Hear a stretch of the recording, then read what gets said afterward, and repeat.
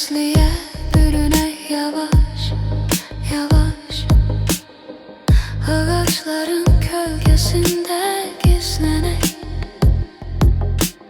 ulduzların altında yüreklerimizde ateş yanar.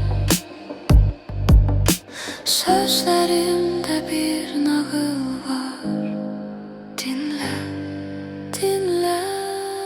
Uzaklara apar, gel beni dinle.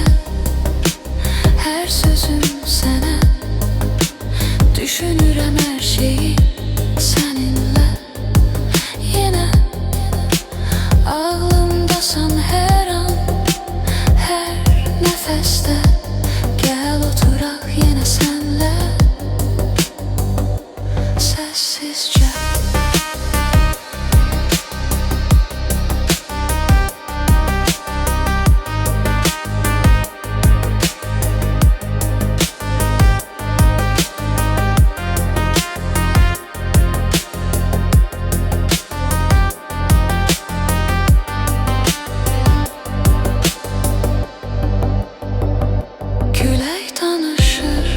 Bizim sirrimizi deniz çekir, hayalımızı bir anlık dayan.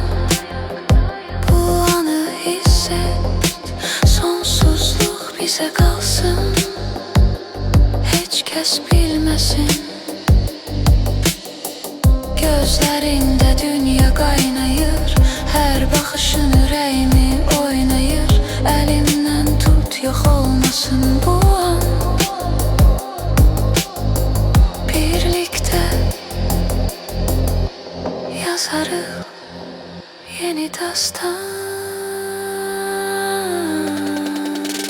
Gel beni dinle, her sözüm sana, düşünürəm her şeyi seninle. Yine ağlımdasan her an, her nefeste.